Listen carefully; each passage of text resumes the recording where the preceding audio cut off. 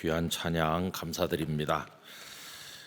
저 장미꽃 위에 이슬 아직 맺혀 있는 그때에 그러면은 참 아름다운 동산이 머릿속에 떠오르죠. 그렇죠? 이슬이 맺혀 있고 정말 에덴 동산 같은 그런 동산이 연상됩니다. 거기서 주님과 함께 행복한 데이트를 즐기는 장면이 떠오르죠.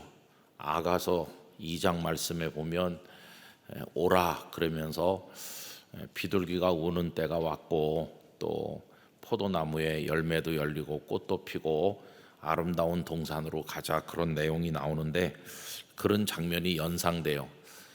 근데 이 찬송가 우리 속에 들어있는데 그 맨 위에 보면은 그 찬송가가 어떤 성경 말씀과 연결되는지 혹은 또 어떤 성경 말씀을 근거로 해서 작사된 찬송인지를 이렇게 표시하고 있는데, 방금 그 찬송 보면은 막달라 마리아가 예수님의 무덤에 갔다가 예수님을 만난 그 장면을 거기다 써놨어요.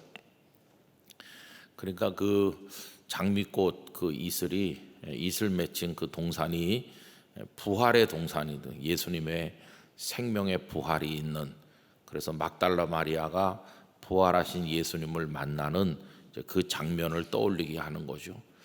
그래서 방금 부른 이 찬양은 생명이 흐르는 동산이다, 그런 생각이 듭니다. 여러분, 이 세상은 참 어둡고 컴컴한 세상이라고 그러는데 예수 그리스도의 생명 안에 사는 우리들에게는 아름다운 생명의 동산이 될 줄로 믿습니다. 그래서 또 찬양 좋아하는 거 있잖아요. 아름답다 저 동산, 그런 찬양이 있어요. 생명의 동산을 찬양하는, 학생 때 그 찬양을 정말 좋아했었는데 어쨌든 세상은 어둡고 힘들다고 할지라도 우리 영락교회 성도들이 살아가는 세상은 그런 아름다운 동산이 되시기를 바랍니다. 교회에 오다 보니까 비가 많이 쏟아지다가 개어서 그런지 하늘이 아주 맑고 파란 하늘이 드러나고 또 거기 구름이 얼마나 흰 구름이 깔려 있는지, 그래서 어렸을 때 생각이 났습니다. 흰 구름 뭉게뭉게 피는 하늘에, 그러면서 여름 성경학교 가던 생각이 나서 제가 아내에게 여름 성경학교 그 노래 부르면서 가던 생각난다 그러니까 아내가 한다는 말이 여름 성경학교 끝나면 여름 다 가는 거죠, 이렇게 했는데 그때 생각이 났습니다. 어쨌든 철없던 어린 시절부터 우리 주님의 동산인 이 교회에서 노래하고 여기서 놀고 여기서 자라고 여기서 행복하고 그랬는데, 오늘까지도 우리는 주님의 교회 안에 있으니까 영락교회가 우리 성도들에게는 그런 아름다운 동산이 되고요, 여기서 기쁨을 얻으시고 나중에 영원한 생명의 나라, 저 천국은 우리에게 그런 아름다운 동산이 되어서 영생의 복락이 될 것이라고 믿습니다. 그런 소망을 가지고 이 지구촌에 살지만 천국에 사는 것 같이 그런 기쁨의 삶을 누리게 되시기를 바랍니다. 왜 이런 얘기를 길게 말씀드리느냐 하면, 오늘 이 설교 말씀은 아주 역사를 바라보는 우리의 눈을 새롭게 교정해 줍니다. 오늘 말씀은 이제 바울과 바나바가 전도 여행을 하시는 도중에 비시디아 안디옥이라는 데 가셔서 그 회당에서 말씀을 전하는 장면이거든요. 그런데 그 말씀이 어떻게 전개되나를 유심히 보면 여러분 14절 말씀, 그 16절 말씀, 오늘 우리가 읽은 바로 앞절에 보면 이렇게 돼 있어요. 바울이 일어나 손짓하며 말하되 이스라엘 사람들과 및 하나님을 경외하는 사람들아 들으라, 이렇게 해놓고는 이제 오늘 본문 이제 설교가 시작되는 겁니다. 한번 제가 쭉 읽어볼게요. 이 이스라엘 백성의 하나님이 우리 조상들을 택하시고, 어디서부터 시작했습니까? 조상들을 택하신 얘기니까 누구죠? 아브라함이죠, 그죠? 아브라함을 선택하시고 또 이삭을 그 아들로 주시고 또 그 아들 에서와 야곱을 주셨는데 그 중에서 작은 아들 야곱이 그 약속을 이어내려 가도록 하셨죠. 그래서 하나님은 아브라함의 하나님, 이삭의 하나님, 야곱의 하나님이시다 그렇게 하잖아요. 그런데 이제 그 11번째 아들 요셉이 먼저 애굽에 가서 애굽에서 총리가 되었죠. 그리고 흉년이 되었을 때 모든 가족이 다 애굽으로 이주를 하게 되는데, 그래서 이제 그 다음에 애굽 얘기가 나와요. 조상들을 택하신 그 하나님께서 애굽 땅에서 나그네 된 그 백성을 높여 큰 권능으로 인도하여 내셨다. 그 애굽에 산 시간이 수백 년이죠, 그죠? 그리고 이제 출애굽할 때 이게 쉽지 않았잖아요. 하나님께서 모세를 선택하시고 그의 형인 아론을 그 옆에 두셔서 이 모세와 아론이 가서 백성들을 건져냅니다. 큰 권능으로 인도하여 내셨다. 그러니까 10가지 재앙이 그 땅에 임했고 바로와 신하들이 하나님 앞에 이제 두 손을 든 거죠. 그래서 출애굽하게 하셨는데, 그 다음 절에 보시면 광야에서 약 40년간 그들의 소행을 참으셨다. 이제 광야 40년 우리가 알고 있는 겁니다. 은혜를 베푸셨지만 백성들이 얼마나 하나님을 원망하고 불순종했었나 하는 걸 우리 잘 알고 있잖아요. 그 다음에 계속 읽어보면 가나안 땅 7족속을 멸하사 그 땅을 기업으로 주시기까지, 이제 모세가 40년 동안 광야에서 백성들을 인도하셨고 그다음에 모세는 세상을 떠나고 여호수아가 후계자로 등장해서 가나안의 백성들을 하나하나 이렇게 점령해 나가기 시작한 거죠. 그래서 그 모든 기간을 약 450년간이다 이렇게 얘기했어요. 여기 450년이라고 약 이렇게 말했는데 정확히 하면은 애굽에서 머문 기간이 430년이고 애굽에서 나온 다음에 광야에서 보낸 시간이 40년, 그 다음에 출애굽하는 가나안에 들어간 다음에 정복 전쟁을 하는데도 시간이 또 여러 해 지났으니까 여기 약 450년이라고 했지만 정확히 얘기하면 그보다 조금 더 긴 시간이다 하는 걸 알 수 있어요. 자, 이제 그 다음에 말씀이 어떻게 이어지느냐 하면은 사사 시대로 이어지는데, 여러분 사사가 여러 사람이 있어요. 근데 그 사사들을 다 언급하지 않고 누구만 대표로 언급하고 있습니까? 사무엘만 언급하고 있어요. 그 후에 선지자 사무엘 때까지 사사를 주셨다. 그러니까 사무엘은 여러 신분을 가지고 있습니다. 많은 사사들이 있었는데 사무엘이 맨 마지막 사사이기도 하고, 또 사무엘은 선지자이기도 했습니다. 하나님의 말씀을 선포하니까. 또 그런가 하면 사무엘은 제사를 드리는 제사장이기도 했다.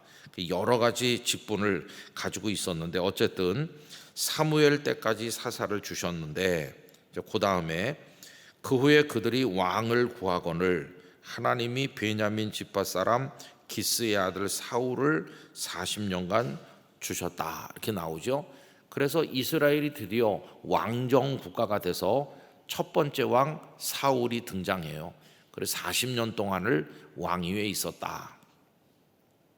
그리고 이제 성도님들이 많이 좋아하는 유명한 말씀 22절, 그 사울을 패하시고 다윗을 왕으로 세우시고 증언하여 이르시되 내가 이새의 아들 다윗을 만나니 내 마음에 맞는 사람이라 내 뜻을 다 이루리라 하시더니, 그래서 이제 다윗까지 쭉 얘기했어요.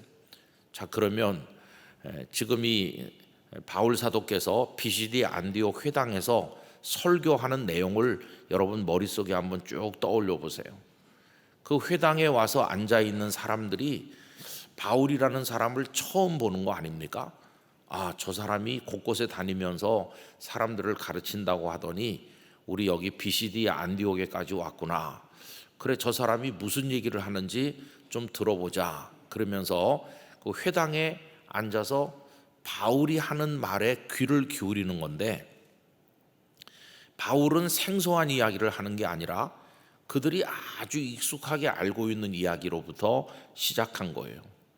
하나님께서 우리 조상들을 택하셨다. 뭐 다 알고 있는 얘기잖아요. 그 회당 안에는 유대인들이 와 있고 이스라엘 사람들, 그리고 유대교로 개종한 이방 사람들이 와 있으니까 비록 그들이 핏줄이 이스라엘 사람은 아니지만 유대교로 개종했을 정도니까 구약 성경에 대해서 어느 정도 알고 있는 사람들이잖아요. 이제 그런 사람들을 앉혀놓고 또 개종은 안 했지만 회당에서 말씀 듣는 걸 좋아하는 사람들도 이제 그 중에 있었다. 지난 주간에 말씀드린 거잖아요. 그러니까 어느 정도 구약 성경에 대한 이해가 있거나 아주 잘 알고 있는 그런 사람들을 앉혀놓고 그들이 잘 아는 이야기를 하는 거예요.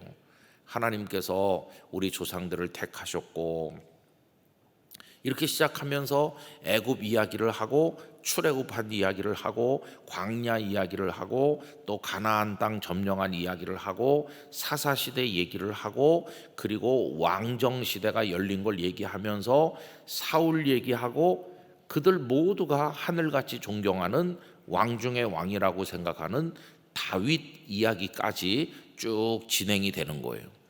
앉아서 듣는 사람들이 얼마나 편했겠어요, 그죠? 그렇지, 우리 민족은 하나님이 택한 민족이지, 아브라함 때부터 시작해서 유구한 역사를 가지고 쭉 지나서 오늘까지 왔지, 그래 다윗이 그때 역사의 절정을 이루었지 하면서 이 바울의 이야기에 쏙 빠져들어갔을 거예요. 자, 그러면 지금 사도 바울은 이스라엘의 역사를 그 조상 때부터 훑어 내려가고 있는 거잖아요, 그죠? 그러면은 여기 다윗까지 얘기했으니까 다윗 다음에는 무슨 얘기를 하면 됩니까? 다윗 다음엔 누구 얘기를 하면 될까요? 솔로몬 얘기를 해야죠. 솔로몬. 그리고 솔로몬이 했던 여러 가지 많은 일들 중에 최고의 일이 뭡니까? 성전 건축한 거잖아요. 이스라엘 사람들에게 있어 성전은 생명 같은 거 아닙니까? 그들의 영적 고향, 정신적 고향이 예루살렘이고 그 예루살렘의 성전인데 그 성전을 처음 지은 사람이 솔로몬이니까 요 22절에 다윗 이야기를 했으면 당연히 그 23절에서는 솔로몬 얘기를 해야 되는 거예요. 그리고 그 아들 솔로몬은 부귀 영화를 극에 달하도록 누린 지혜의 왕이었고 하나님은 그를 통해 우리 모두가 생명같이 여기는 성전을 짓게 하셨고, 그러면 솔로몬에서 끝나면 안 되겠죠. 솔로몬 얘기를 그렇게 하고 났으면 그런데 우리가 부족해서 나라가 둘로 나뉘어서 북왕국 이스라엘이 되었고 남왕국 유다가 되었고 이러이러한 왕들이 있었다. 그러면서 훌륭한 왕들도 있었잖아요. 뭐 여호사밧 얘기도 할 수 있고 히스기야 이야기도 할 수 있고 쭉 이렇게 이야기를 해 나가야 되는데 거기서부터 이 바울의 설교가 청중이 예상하는 거와 방향이 완전히 달라졌어요. 그 다음 이야기 22절에서 다윗을 이야기한 것까지는 쭉 물 흐르듯이 흘러갔는데 그 다윗 그 다음 이야기는요 전혀 듣도 보도 못한 이야기예요. 23절을 여러분 가서 보세요. 다윗까지 이야기한 바울이 23절에서는 누구 얘기를 합니까? 다 같이 읽어봅시다. 하나님이 약속하신 대로 이 사람의 후손에서 이스라엘을 위하여 구주를 세우셨으니 곧 예수라. 여러분 이게 바울의 설교에 들어있는 놀라운 뭐라 그럴까요? 비약이라고 할까? 엄청난 그런 겁니다. 그러니까 아브라함을 선택한 것부터 시작해가지고 쭉 이렇게 차례차례 훑어 내려와서 듣는 사람들이 그렇지 하면서 자기들의 역사를 머릿속에 떠올렸을 텐데 다윗 얘기까지 했을 때는 다 이렇게 마음속에 뭔가 다윗에 대한 존경심, 자기들의 역사에 대한 자부심 그런 게 차올랐을 텐데 갑자기 거기서 역사가 뚝 끊어지는 거예요.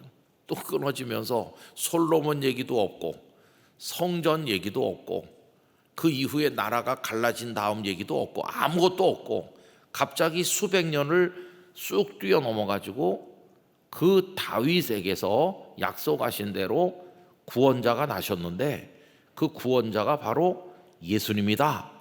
이렇게 뛰어넘어가는 거예요. 여러분이 사도 바울의 설교를 통해서 우리는 놀라운 역사 해석을 볼 수 있습니다. 하나님께서 이 세상의 역사를 어떤 눈으로 보고 계시는가 하는 것을 알 수 있습니다. 우리는 역사 그러면 일반적으로 모든 통사를 다 이렇게 포함해 가지고 역사라고 합니다. 전에도 종종 말씀드린 것처럼 우리가 초중고등학교 다닐 때 배운 역사는 뭐 다 그렇게 외우는 거잖아요. 태종, 태세, 문단세 이런 식으로 어느 왕 다음에 어느 왕이 있었고 어느 왕 다음에 어느 왕이 있었고 뭐 어떤 왕은 뭘 했고 그런 거 우리가 외워서 시험도 치고 그러지 않았습니까? 그런 식으로 접근한다 그러면은 다윗 다음에 당연히 솔로몬이 있어야 되는 거죠. 솔로몬이 성전 지은 얘기도 있어야 되고 그 다음 왕들의 이야기도 쭉 있어야 되는 거죠. 그런데 그 모든 것은 다 생략되고 있어요. 전혀 한마디도 언급하지 않았어요. 그리고는 다윗에게서 곧바로 예수님에게로 넘어갔어요. 여러분, 그럼 왜 다윗에게서 예수님으로 넘어갔을까요? 하나님의 관심은 그 가운데 흐르고 있었던 솔로몬의 역사나 여러 왕들의 역사나 거긴 별로 관심이 없으신 것이에요. 하나님의 관심은 이 세상 역사를 구원하는 또 하나의 역사, 그게 하나님의 주된 관심이라는 걸 알 수 있어요. 아담 이후에 이 세상은 긴 역사를 지금 이어가고 있는 중입니다. 그래서 어떤 신학자는 이렇게 말했죠.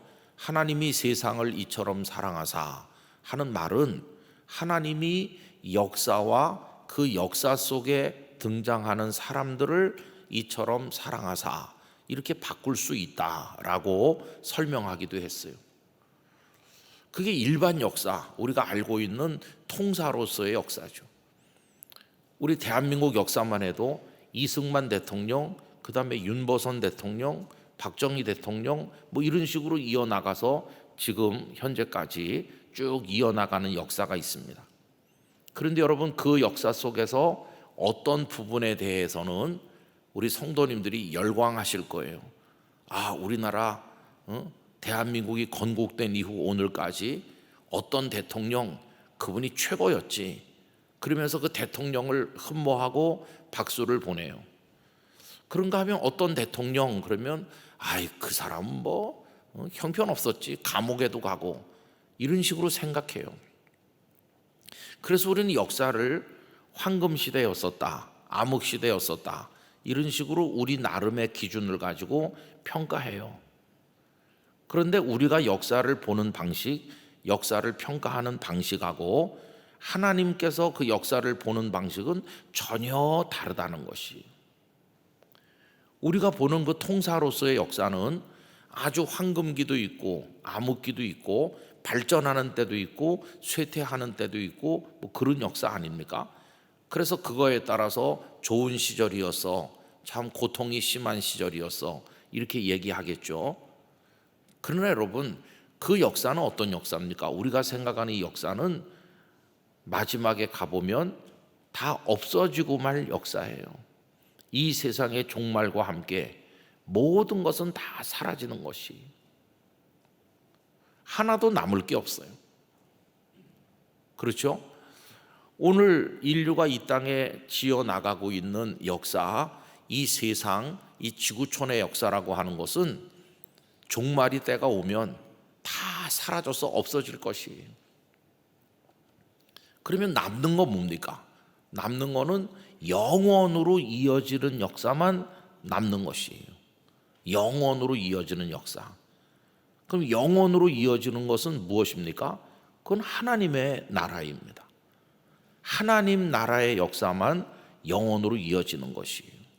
하나님 나라의 역사는 또 다른 말로 표현해 보면 생명의 역사인 것이에요. 푸틴이 전쟁을 일으켜서 무수한 자국민도 죽게 하고 우크라이나 백성도 죽게 하고 있어요.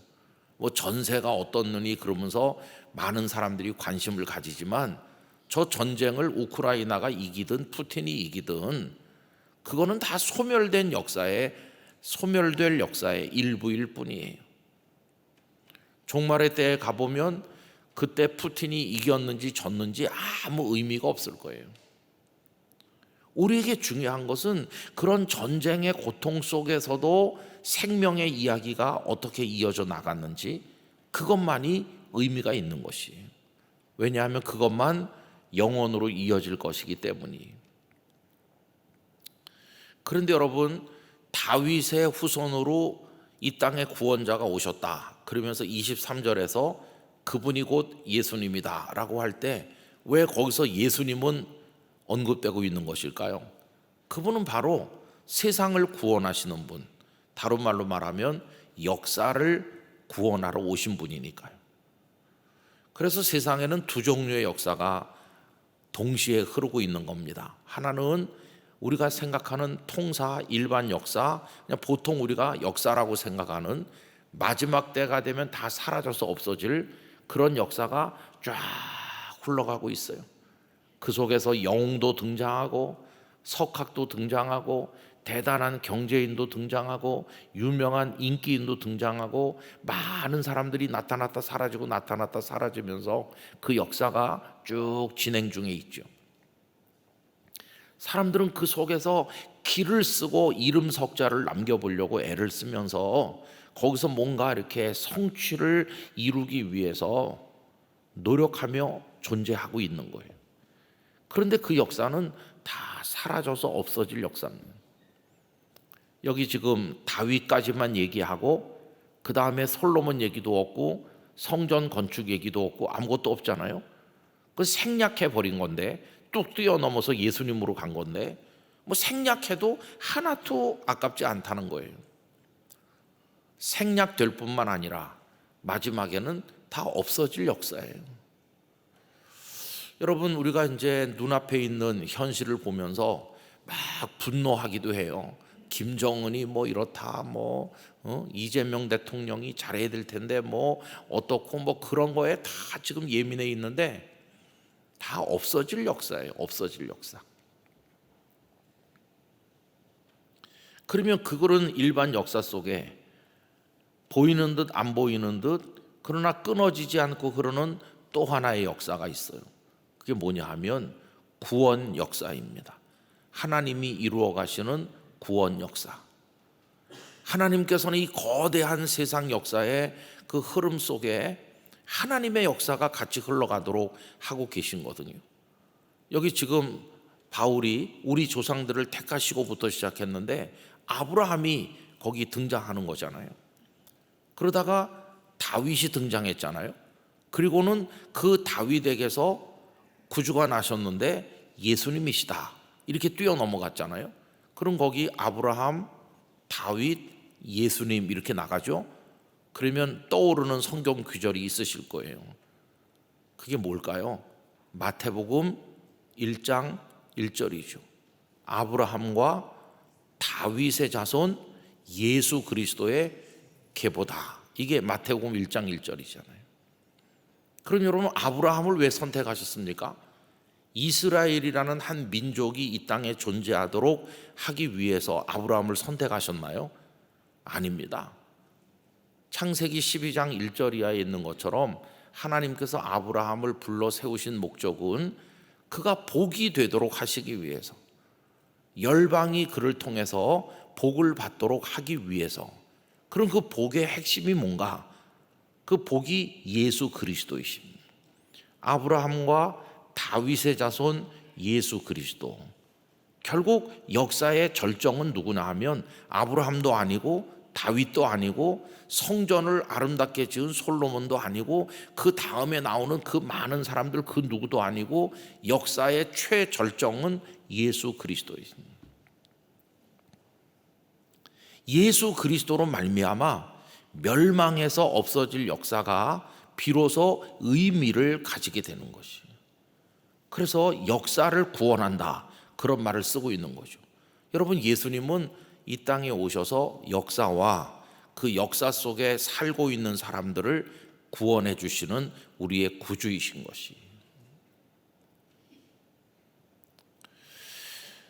여러분, 지금 대한민국 근대 역사가 쭉 흘러가고 있고 우리는 그것을 대한제국 그리고는 멸망해서 일본으로 일제로 넘어가고 그 다음에 해방 전국, 그 해방 이후에 또 분단 역사, 뭐 그런 게 우리 눈에 보이는 역사지만 우리들이 대한민국 이 땅에서 삼천리 반도 금수 강산에서 이루어진 역사를 어떻게 또 볼 수 있습니까? 140년 전에 선교사들이 오셨다. 그래서 여기 생명의 복음을 그 씨를 심으셨다.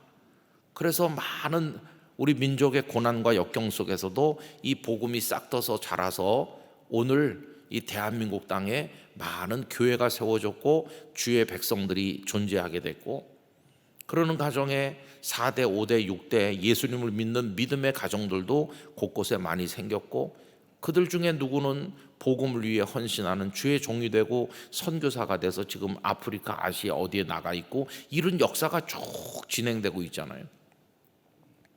이 역사는 무슨 역사입니까? 구원의 역사입니다. 구원의 역사. 그 구원의 역사는 영원으로 이어지는 역사거든요. 예수 그리스도를 믿는 사람은 멸망하지 않고 영생을 얻게 될 것이니까. 그래서 여러분, 우리가 무엇에 관심을 가져야 되느냐 하면은 생략되어서 없어질 역사에 관심을 가지지 말고 영원으로 이어져 나가야 될 이 하나님의 구속 역사에 관심을 가져야 되는 것이에요.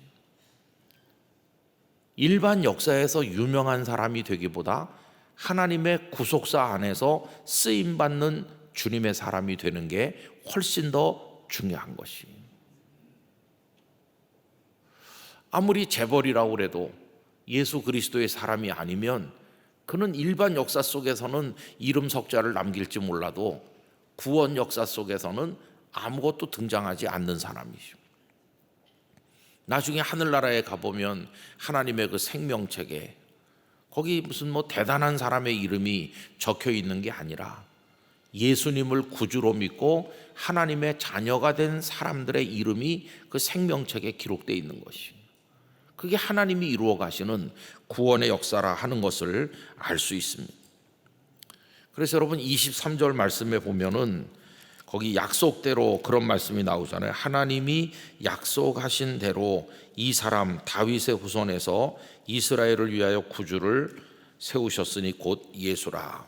그 약속하신 대로라는 말씀이 있는데 이 말은 구약 시대 때 선지자들이 미리 약속한 그대로 하는 말이거든요. 그럼 선지자들이 다윗의 후손에서 메시아가 오신다는 것을 어떻게 약속했나요?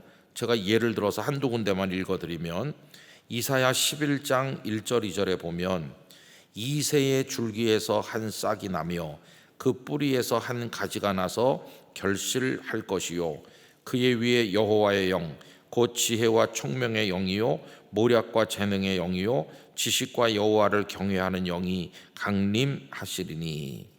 여러분, 이새의 줄기에서 한 싹이 난다. 이새가 누구죠? 다윗의 아버지죠. 그러니까 이새의 줄기에서 한 싹이 난다는 것은 다윗의 후손으로부터 메시아가 탄생한다, 그 얘기거든요. 또 이사야 11장 10절 그날에 이새의 뿌리에서 한 싹이 나서 만민의 기치로 설 것이요 열방이 그에게로 돌아오리니 그가 거한 곳이 영화로우리라. 그래서 성경 곳곳에 이새의 줄기, 이새의 뿌리, 그러면서 다윗을 얘기하고 있고, 아까 말씀드린 것처럼 마태복음 1장 1절에서는 아브라함과 다윗의 자손 예수 그리스도 이렇게 시작하고 있는 것이. 여러분, 오늘 우리들은 두 가지 역사에 다 참여하고 있습니다. 그래서 우리들은 이 세상 역사의 물결에 똑같이 휩쓸립니다. 나라가 일제에 합병되었을 때 우리 믿음의 조상들도 그 일제 치하에서 고통받았습니다. 신사참배 강요당했고 많은 분들이 고초를 겪었습니다. 6.25 전쟁이 났을 때 예수님을 잘 믿는 분들도 전쟁통에 죽임당하기도 하고 고향을 잃고 떠돌이가 되기도 하고 같은 고통을 받았어요. 왜? 일반 역사 속에 우리도 살고 있기 때문이죠. 그리고 그 일반 역사는 우리를 몹시 좌절시킬 때가 많이 있습니다. 우리 사회가 희망이 있을까? 일반 역사가 우리에게 주는 고통이 너무 커요.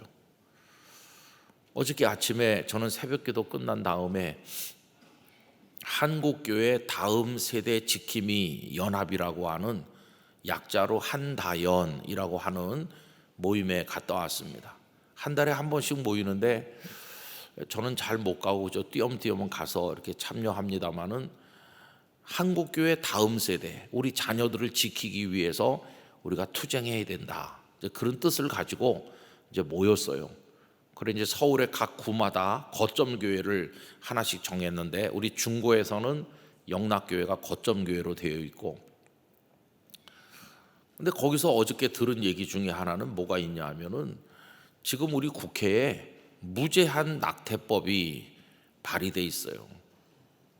어느 당 후보가, 여성 후보가 낸 겁니다. 그것도 여성 후보. 그동안에는 우리나라 낙태가 제한돼 있어요.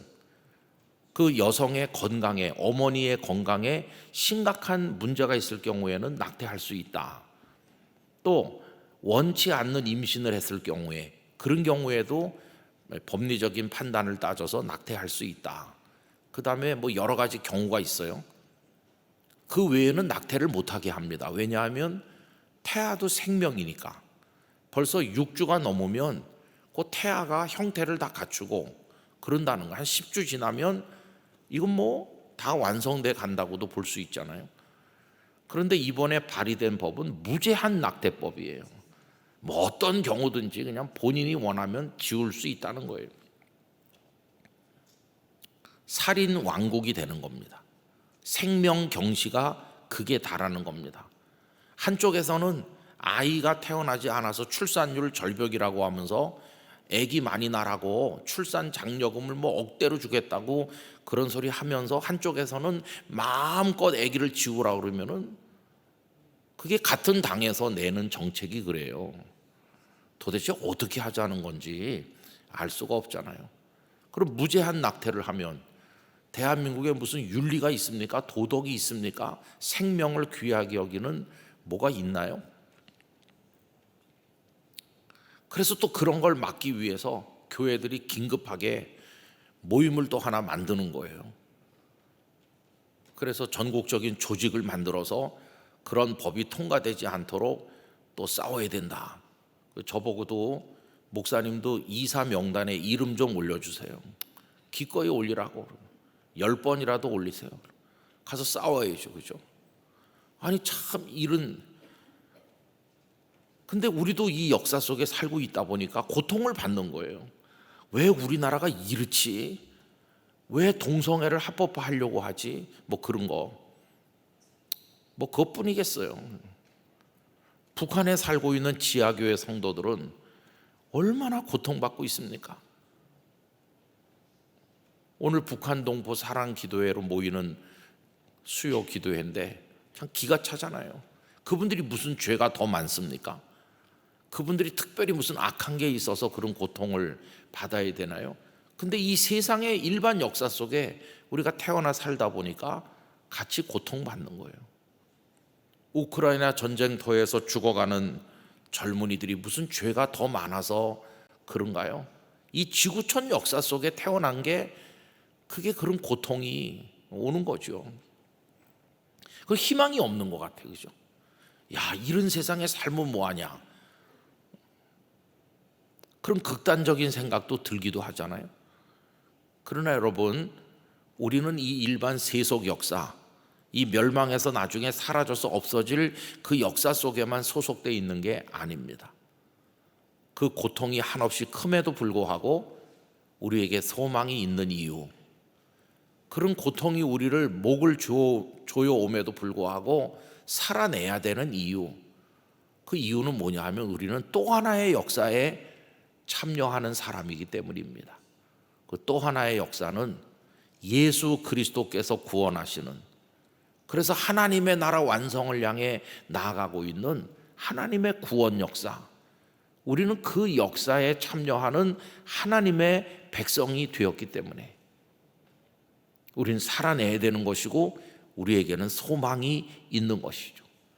이 세상의 악한 역사는 다 소멸돼서 없어질 것이지만, 그러나 이 생명의 역사, 예수 그리스도를 정점으로 해서 이어지는 역사는 사라지지 아니하고 영원으로 이어져서 빛날 것이기 때문에 우리는 그 역사에 속한 사람으로 오늘도 소망 속에서 살아나가게 된다는 것이, 공생애를 시작하신 예수님께서 외치셨습니다. 회개하라, 천국이 가까이 왔느니라. 여러분, 천국, 하나님 나라가 이 타락하고 악하고 어두운 세상 속에 임하였다. 천국이 가까이 왔다는 것은 이제 곧 올 거라는 말이 아니라 이미 와서 존재하고 있다, 그런 뜻입니다. 바리새인들이 와서 하나님의 나라가 어느 때 임하나이까 이렇게 물었을 때 누가복음 17장 20절 21절 그쪽에 예수님 뭐라고 대답하시죠? 하나님의 나라는 여기 있다 저기 있다고도 못하리니 하나님 나라는 너희 안에 있느니라. 하나님 나라는 이미 하나님 나라 백성으로 사는 걸 기뻐하며 예수님을 구주로 영접한 사람들 속에 임하여 있는 것이에요. 그런 의미에서 우리 속에는 이미 하나님 나라가 존재하고 있는 것이에요. 또 마태복음 12장 28절에서 예수님께서 귀신 들린 자를 온전케 했더니 바리새인들이 와서 저 예수가 귀신의 왕 바알세불의 힘을 빌려서 귀신을 쫓아낸다고 이렇게 모독했을 때 예수님 뭐라고 말씀했습니까? 내가 하나님의 성령을 힘입어 귀신을 쫓아내는 것이면 하나님 나라가 이미 너희에게 임하였느니라. 여러분, 천국은 미래적인 개념만이 아니고 이미 우리 속에 존재해 있는 것이, 그래서 우리가 뭐라고 찬송합니까? 초막이나 궁궐이나 그 어디나 하늘나라라고 찬송하는 것이. 종종 말씀드리는 리차드 범브란트 목사님은 루마니아의 그 악독한 차우세스크 정권 아래서 독방의 고통을 겪었습니다. 물론 그 전에는 나치에 의해서도 고통받고 여러 번 고통을 받으셨지만은 그 마지막에는 그 차우세스크 정권 아래서 정말 힘든 세월을 보냈어요. 왜 의롭고 아무 잘못도 없는 선한 목사님이 그런 고통을 받나? 그게 그 일반 역사 속에 그분도 태어났기 때문이죠. 그러나 그 지독한 고문과 독방의 고통 속에서도 그분이 평화를 누릴 수 있었던 것은 또 어떻게 설명할 수 있나? 동시에 그분은 주님 나라 백성이기 때문에 그 마음에 누구도 빼앗아갈 수 없었던 평안이 있었던 것이죠. 그럼 여러분, 이 두 가지 역사 속에서 우린 어디에 마음을 쓰면서 살아야 되겠습니까? 나중에 생략돼서 없어질 역사, 아예 지워져서 사라져버릴 그 무익하고 무의미한 그 역사에 나의 인생을 던질 것인가? 여러분, 그건 어리석은 것입니다. 이제 우리의 마음은 주님이 이루어 가시는 구원 역사, 그 생명의 역사, 영원으로 이어져 나가는 하나님 나라의 역사에 우리의 모든 것을 바쳐 살아나가는 사람이 돼야 될 것입니다. 그것이 우리의 소망인 것이에요. 세상이 어둡고 컴컴해서 더 견딜 수 없도록 여러분에게 고통을 가져오고 힘든 그런 상황을 가져온다면 그럴수록 주님이 만들어 가시는 그 역사에 여러분의 마음을 쏟으시기를 바랍니다. 그 역사를 바라보면서 소망 속에서 기도하며 견뎌나가게 되기를 간절히 원하는 것입니다. 그래서 여러분, 이 세상의 뉴스에, 이 세상의 소식에 우리 안테나를 너무 높이 올리고 촉각을 곤두세우지 말고 주님이 들려주시는, 우리의 영혼 속에 말씀하시는 천국의 뉴스에 더 예민한 성도가 되기를 원합니다. 그것만이 진리요, 그것이 마지막 승리를 우리들에게 보여줄 것이기 때문에 그런 것입니다. 그래서 고난 속에 사는 그리스도인들이 세상을 이기는 방법은 다른 게 아니었어요. 바로 그 구원의 역사 속에, 주께서 이루시는 역사 속에 내가 참여하고 있음을 기뻐하면서 그 나라의 백성으로 우리가 살아가는 것이죠. 어거스틴의 말을 빌린다면 우리는 땅의 나라 백성인과 동시에 하나님 나라의 백성이죠. 이 땅의 나라는 다 자기 사랑의 원리에 따라 살면서 그 아모르수이의 욕망 속에 몰락해가는 나라지만, 우리들은 이 땅의 나라에 두 발을 디디고 살긴 사나 우리들은 신의 도성 하나님 나라의 백성으로 하나님을 사랑하는 사람으로 살아가고 있는 것이죠. 그런 의미에서 우리에게는 이중 국적이 있다, 그렇게 말할 수 있어요. 근데 빌립보서 3장 20절은 우리의 시민권은 하늘에 있는지라 그렇게 말씀했잖아요. 우리 영락교회 성도 여러분, 영락교회는 눈에 보이는 이 땅에 있는 교회입니다. 영락교회 교인이 된 것만으로 만족해서는 안 됩니다. 이거는 땅에 있는 교회일 뿐이니까요. 그러나 우리가 영락교회 교인으로만 만족하지 말고 우리가 진짜 소속되어야 될 것은 시공을 초월한 진정한 주님의 교회, 그 교회에 우리가 소속되는 것입니다. 이 땅에 존재하는 모든 교회는 이 세상 역사와 함께 사라질 것이지만, 눈에 보이지 않는 참 구원받은 성도들로 이루어진 그 우주적 교회, 그 하나님의 나라를 완성하는 바로 그 교회, 우린 거기 소속된 사람이 돼야 되는 것이죠. 그래서 여러분, 현실에 시험당해서 넘어지는 분이 한 분도 없기를 원합니다. 눈에 보이는 나라 때문에, 눈에 보이는 교회 때문에, 눈에 보이는 어떤 목사나 전도사나 교회 성도들 때문에 상처받지 마시고 예수 그리스도 안에서 하나님 나라 백성으로 그 우주적 교회 성도로 여러분의 신앙을 채워나가시기를 간절히 바라는 것입니다. 그렇게 할 때 우리는 오늘 여기서의 삶을 영원으로 승화시키면서 살아갈 힘을 얻게 될 것입니다. 그것만이 궁극의 소망이 될 것입니다. 왜 바울은 다윗 이후에 많은 역사를 생략했을까? 그건 생략되고 지워질 역사이기 때문이죠. 어떤 분은 이렇게 생각할지도 몰라요. 솔로몬은 그렇다 치더라도 솔로몬이 지은 성전은 영원한 거 아닙니까? 여러분, 성전은 영원하지 않습니다. 솔로몬이 성전을 짓고 하나님 앞에 성전을 받으십시오라고 봉헌한 바로 그날 밤 하나님께서는 아무 미련이 없다는 듯이 말씀했어요. 너 성전 짓느라고 수고했지. 그러나 잘 들어라. 너희가 범죄하면 이 성전 내가 내던질 것이다. 성전 건물 따위에는 우리 하나님은 아무 관심이 없으셔요.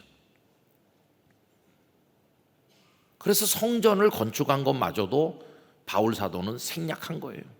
나중에 예수님 때 오면 그 성전이 무슨 의미가 있습니까? 헤롯이 어마어마하게 중건했지만 예수님은 돌 위에 돌 하나가 덧놓이지 않을 정도로 무너질 것이다. 그것도 다 무너지는 역사일 뿐이에요. 눈에 보이는 세상 역사, 세상 나라는 다 그런 것이. 그래서 궁극적으로 구속의 역사, 하나님 나라의 역사, 생명의 역사, 영원으로 이어질 역사만이 의미가 있는 것이.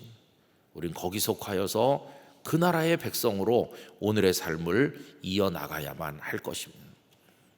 이 말씀을 잘 생각해 보시고 여러분, 땅의 백성으로만 거기 도취돼서 살지 말고 하나님 나라 백성으로 우리의 모든 삶을 새롭게 질서 있게 만들어가는 일에 힘쓰시고 하나님 나라의 위로와 기쁨으로 승리하시기를 간절히 축원합니다.